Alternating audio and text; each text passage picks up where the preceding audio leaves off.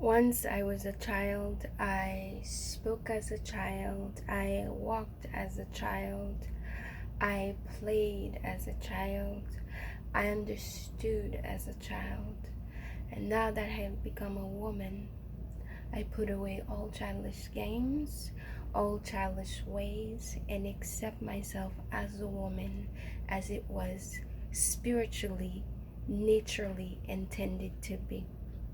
And as a woman, as I grow into new heights, I remain forever youthful.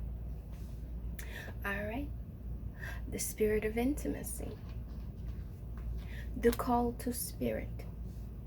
It's important in any relationship to do ritual in order to keep peace, to ground ourselves, and to create better communication skills.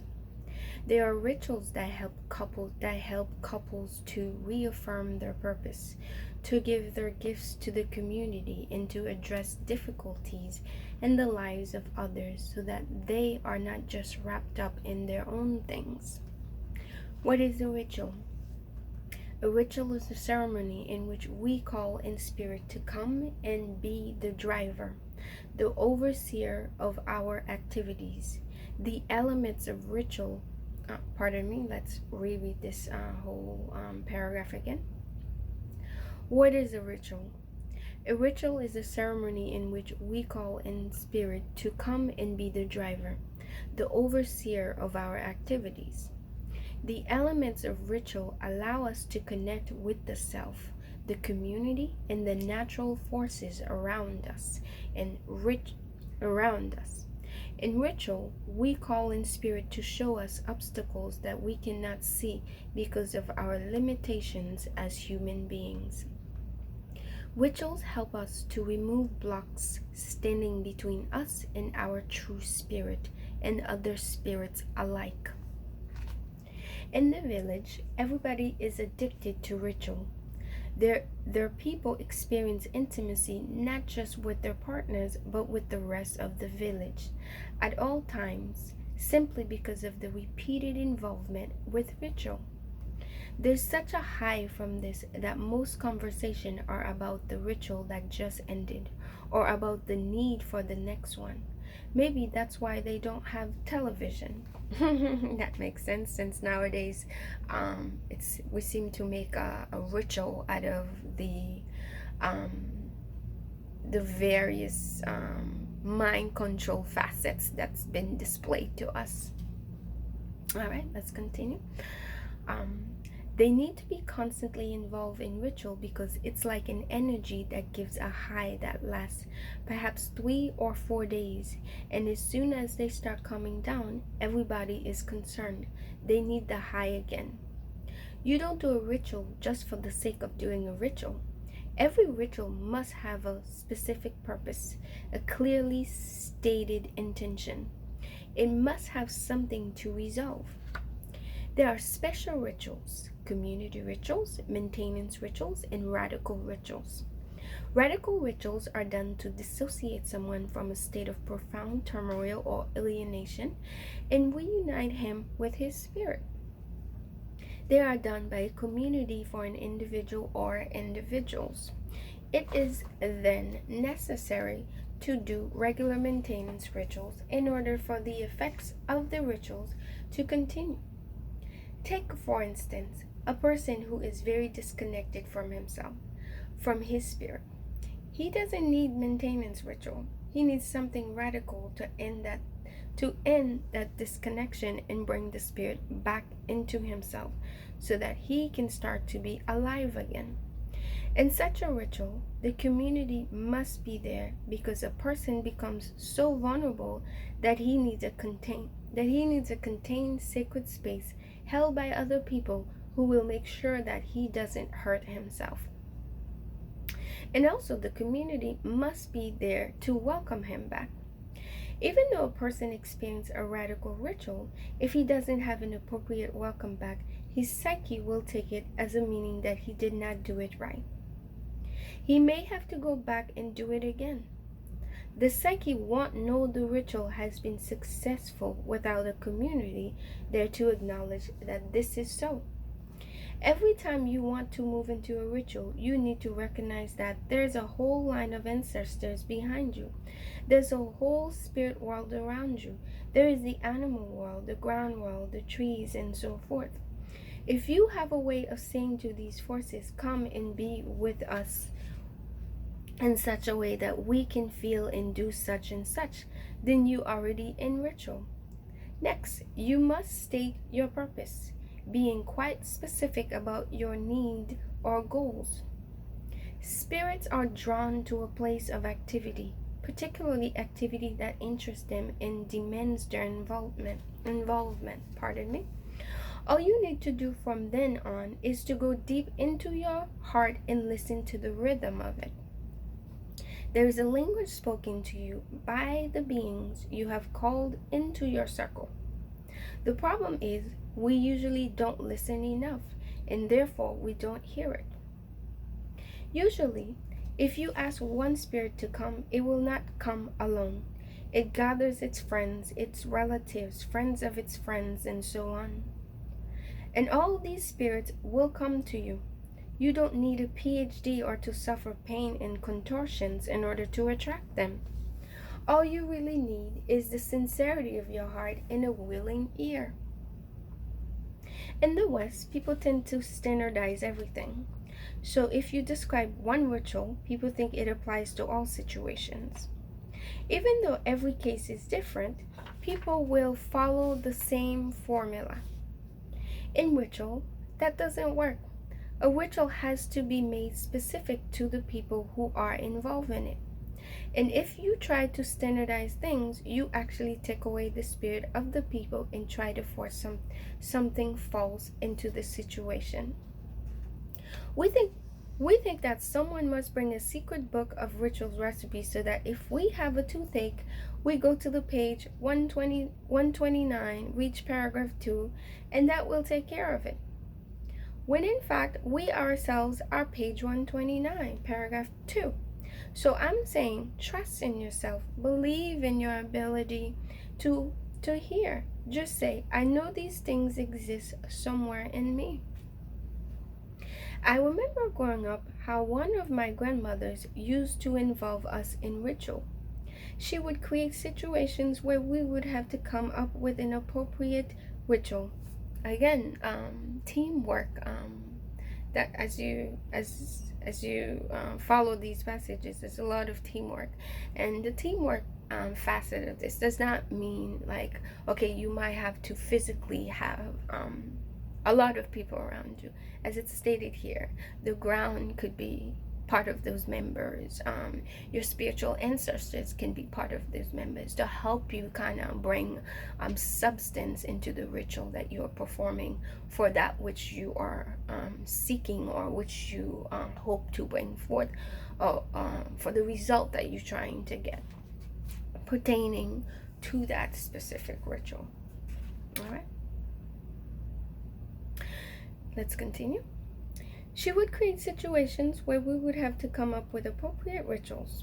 She would never interfere with our creativity. All she would do was make sure that we were making progress. Just like a mother with a baby learning to walk, she would guide us a little, and when we fell, she would give us encouragement and strength to keep on trying. With any ritual, you start by preparing the sacred space and constructing a shrine. Then call in spirit with invocation. It has to start with the setting of the intentions and with a group of committed people who want the greatest good to happen. Again, your ancestors. If you like me, I feel like oftentimes I'm surrounded by like the environment where I came from was really negative. Even making friends, you don't really know who's your friend because everyone's after themselves. So in my situation, as I'm new to performing and to performing rituals or performing prayers or praying to its authenticity, that is, I just call in my ancestors. When I vision, oftentimes I will see an ancestor, and based on my study, I know that their intentions are good, so I follow through with that ancestor from the dream realm, or from what I know them to be, because I know they have good intentions. They started with good intentions. All right, let's continue with the reading. Okay. The people involved in a ritual are the only ones who can determine exactly what elements are needed. Rituals are not alike. They each have their own flavor.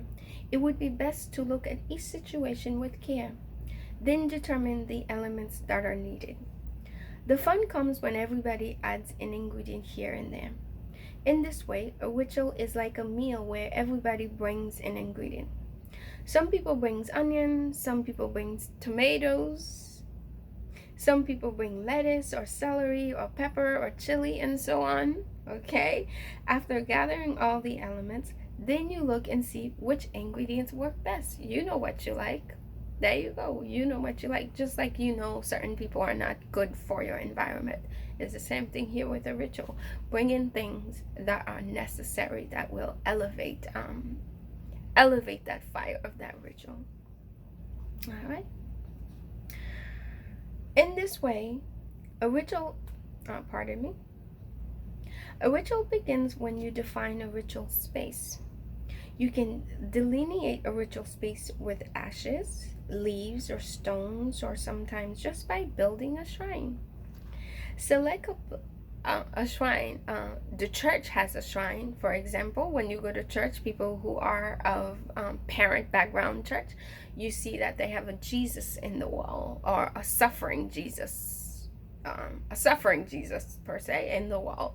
Almost every church has a suffering Jesus hanging on the wall. Yeah, that's a shrine right there. So when you create your own shrine, you can bring forth again, things that are of elevation, not of suffering, but things that are like water per se. All right, just to bring in some clarity from that precept.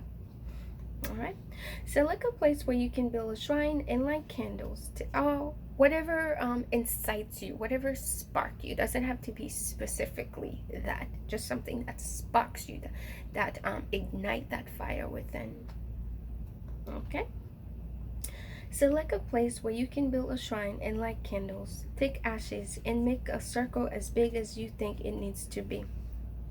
It could be small circle for two people to sit in and communicate for conflict resolution, or a big space.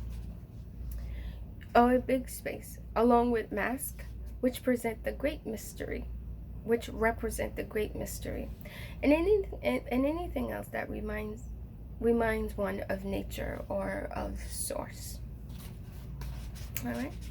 These elements of ritual are to be taken simply as a source of inspiration, particularly for those who do not have a background in ritual. There you go.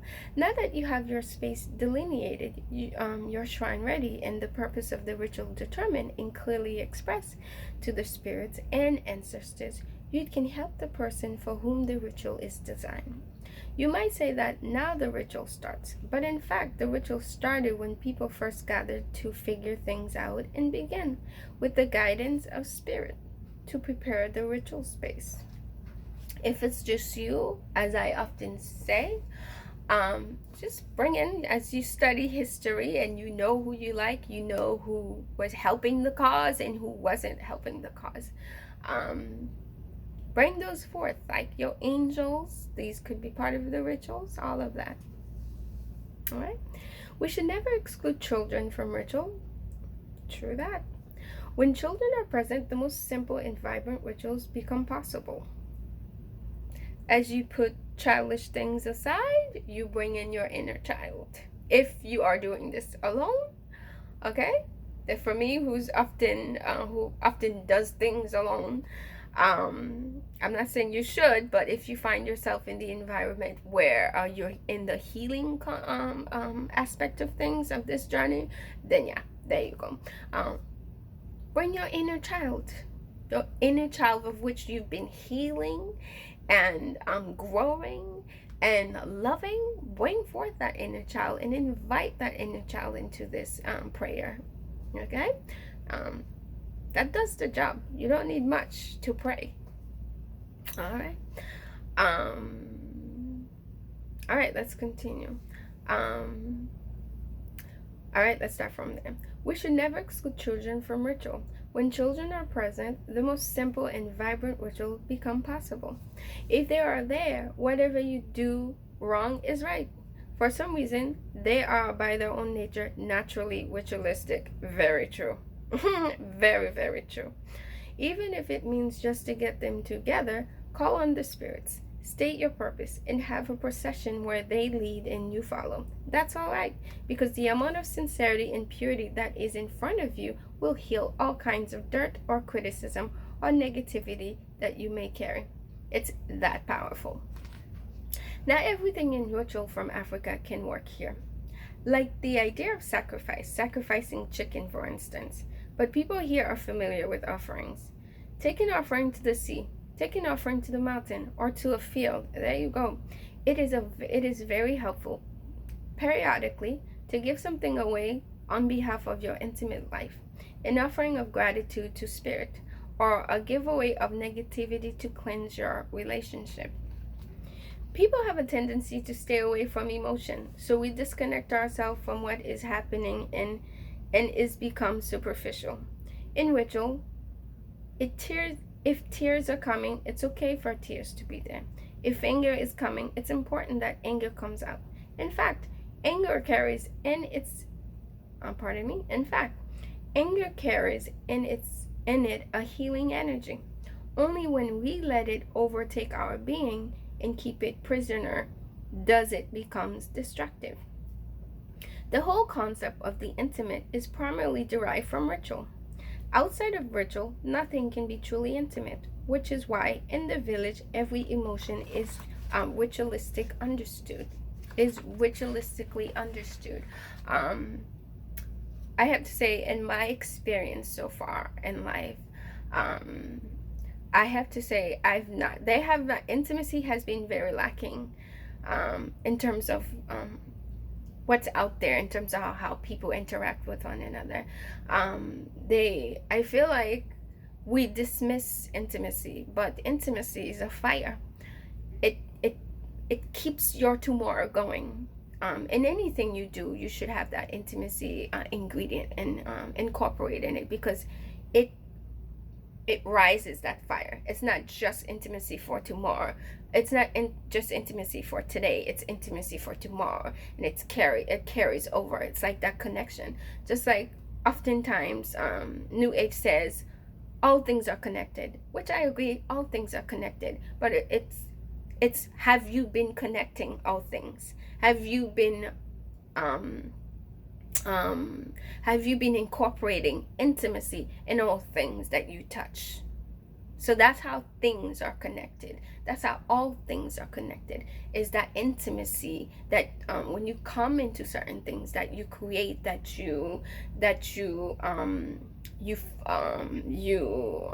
intimacy that what's the word, that you incorporate, that you form with that thing. That's what makes it all things are connected. It's like the circle. The circle is not the circle because it sort of happens to be the circle. It's because within the circle there's an intimacy going on. It's like making love. You know, when you make love to a person for the first time, that passion, you know, oh, okay, he left, but the next day you're thinking about that person because there was such a fire, there was intimacy, there was a formation of wow, I'm learning the spirit of this individual. Now the next day I'm thinking about them, and so the intimacy continue. One thing too, the love intimacy is so strong that even if you maybe had intimacy or that love bonding intimacy just once, it's so strong that it carries over, you know. So that's the type of intimacy we perhaps want to create with anything that we may not be in that level per se, in that particular level, but we can make intimacy be as intense as when we are making love with our partners. you know, involving different ingredients, incorporating different ingredients, so that we can make that circle strong, so that we can make that connection strong, you know, just like that tree that's so embedded that nothing can uproot it, that when, even if it was cut, it can uproot again. It's the intimacy that it has with the ground that nothing can prevent it from being what it is. All right. All right.